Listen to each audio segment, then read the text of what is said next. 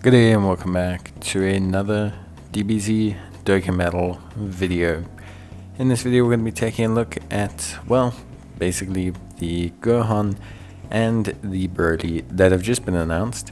We're going to be starting with Gohan, but it is very interesting because originally I recorded audio for this video that got lost in the twists of time.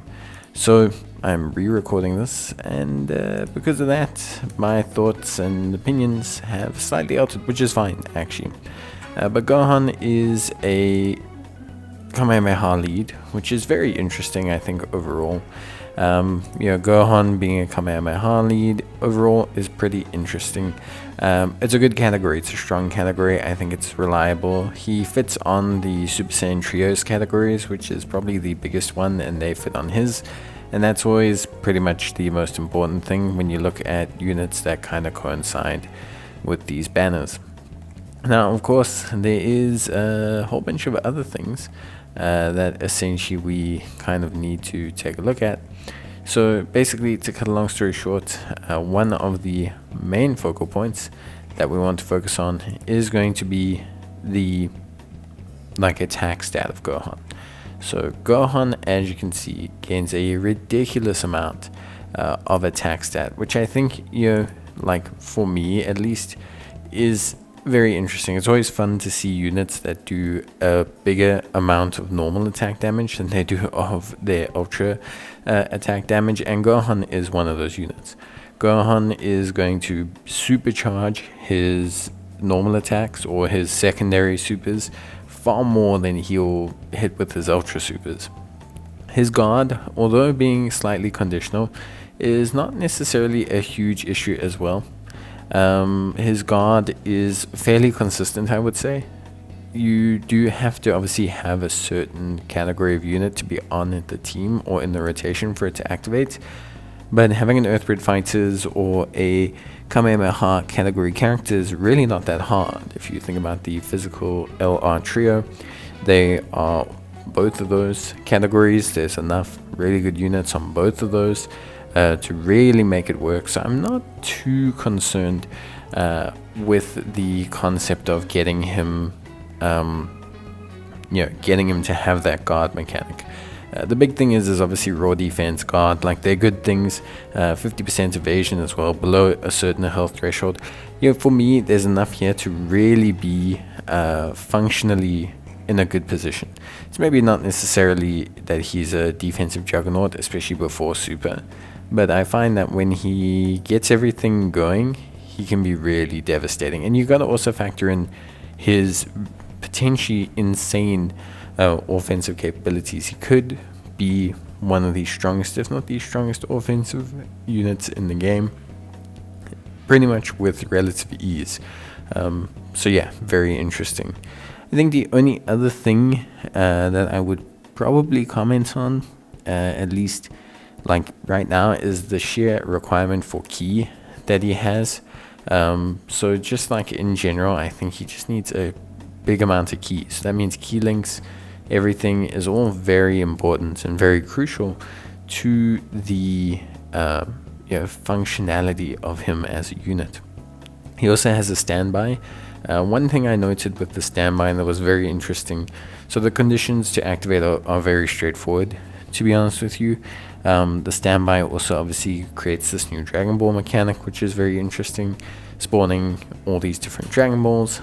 They've changed certain key abilities as well in the game to accommodate the Dragon Ball ability, so it's definitely something that they're looking to curate going forward, and they don't want you to screw it up. I think, imagine having Dragon Ball abilities proc, and then you use them and then orbs change because you used another active or something. So they're definitely trying to maintain the Dragon Ball functionality, and you can even see that in how they changed the int Majin Buu Goods abilities. Now the standby ability or standby mode is very interesting because you do have a conditional requirement for the damage reduction, 77%, and you need to have super class allies. Now it's not a train smash, but it does mean that in certain instances, especially if you're trying to run Super Saiyans with the tech Broly's and all that, you have to be aware of how that incorporates and facilitates with your active skill. So your standby may not have that damage reduction, and that does diminish the tankiness. You do have guard, you do have a hell of a lot of defense, but without that 77% damage reduction, it is a massive change up to how they tank in standby. And so it takes them from being impenetrable to being potentially not, and you have to consider that when you are like functionally trying to operate with them at a decent level. So it is just definitely something that I would say, for me, most players should probably consider, when they are building their team, at least overall. Obviously, the finish effects are based on the standby, so if you've managed to exceed a certain number of orbs whilst hitting the 7 Dragon Balls requirement, then you do tend to have a good time. However, if you have not, then you don't have such a good time. And that is pretty much as simple as it comes. So if you get all 7 Dragon Balls, hit more than 35 charge, then bam, you are going to hit super duper hard, I mean really hard, because of how the multipliers work and the 20%. If you get below that or you miss a Dragon Ball, then obviously your damage will be limited. How big a deal this will be, we'll have to see. But I think overall it's not going to be too hard to make it work. So now let's talk about the Int Broly. Now obviously Broly is pretty crazy. He is a leader for the new category as well, which is great. I mean, we needed that new lead. Obviously we all saw the category, so it makes perfect sense that he is here and that he is obviously being a lead for the category. Very, very good unit.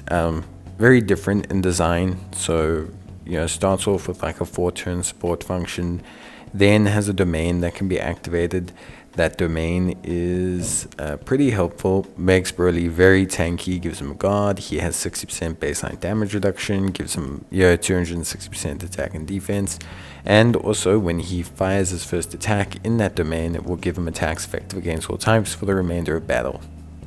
But Broly, for a lack of better terms, provides a lot of the utility that his team is currently missing. So 4-turn support from the beginning of battle, a domain effect to boost everything and boost damage, and then also he can die.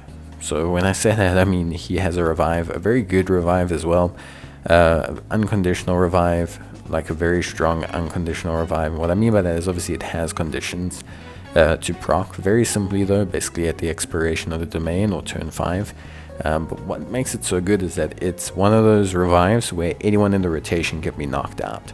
So because of that, you don't have to worry too much about the concept of like, oh, what's going to happen to me? What's going to happen like overall? Am I going to be able to survive this? Do I need to push this unit off? Is this unit going to get hit by the super attack? No, you don't have to worry about any of that. It's all going to functionally be very simple to ignore.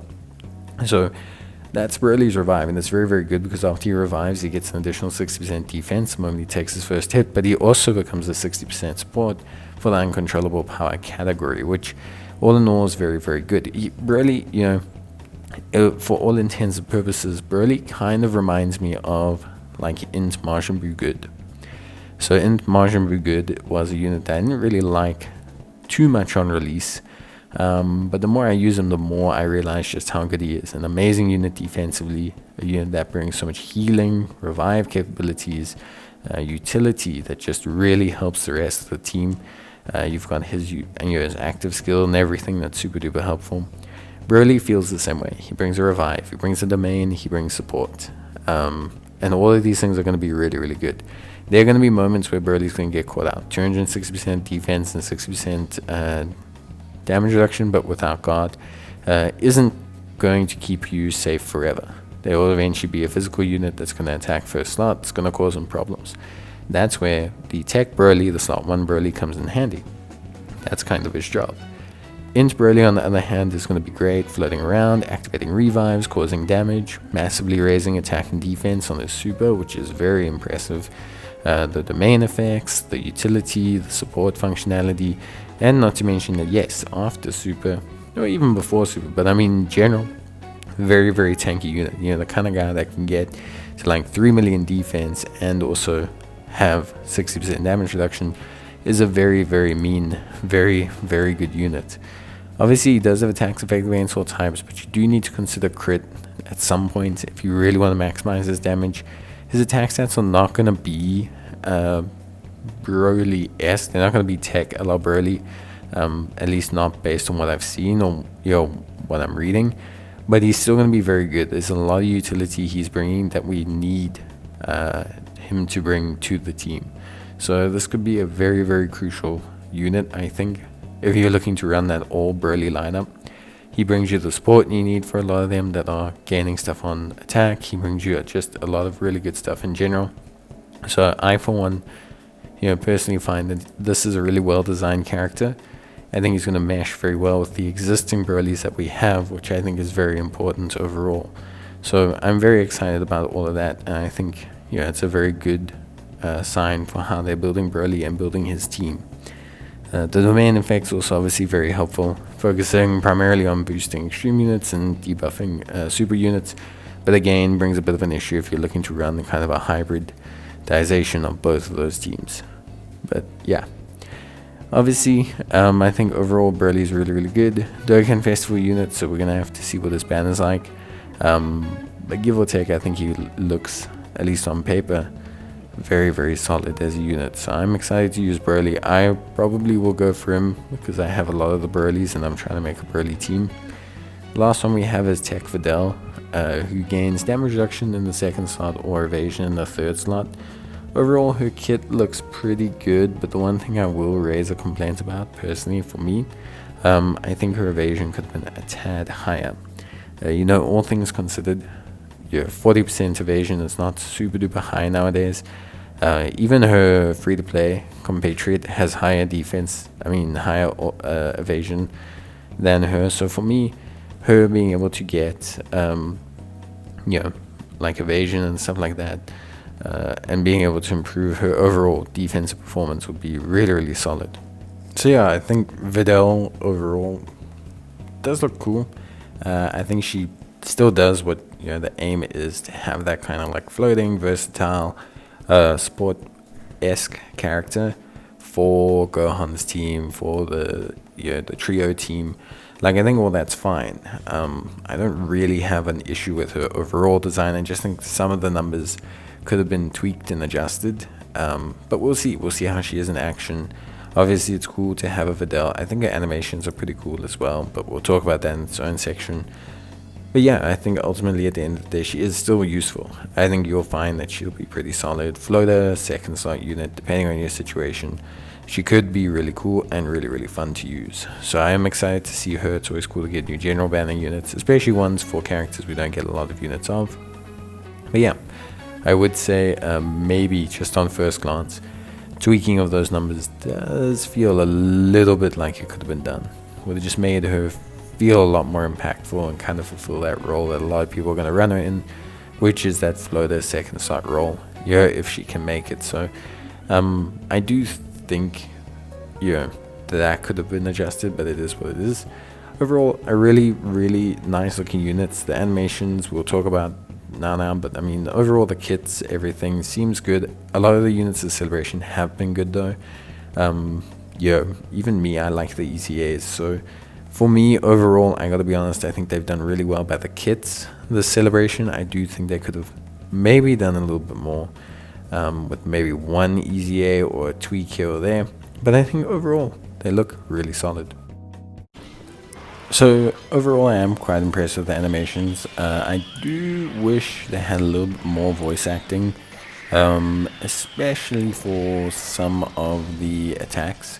But I don't think it's a major train smash. I think, firstly, Broly's animations are really, really smooth and well done. I think it's always also awkward looking at animations at 1x speed, because I predominantly play the game at 2x speed, and I think a lot of the animations are designed to look a little bit better with that. With that being said though, I think the animations are good. I think Broly's are pretty good, especially when you consider how many of his animations have been cycled through even the current iteration of Broly LRs that are available in the game. So I think his are very, very good. I think Gohan's are nice, like really nice. That family Kamehameha has to be one of the best if not the best animated like attacks in the game, period.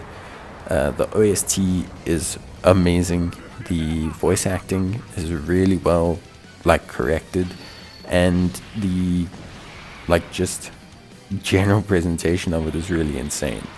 I think they did really well with Broly in providing him enough animations with what they had left over, because between, you know, like the AGL Broly, between, obviously I know he was Super 1, but there's still, you know, acid reuse and stuff, between the tech LR Broly, who had pretty good animations at the time, and between the current tech LR Broly, there's not a huge amount you can actually do with Broly.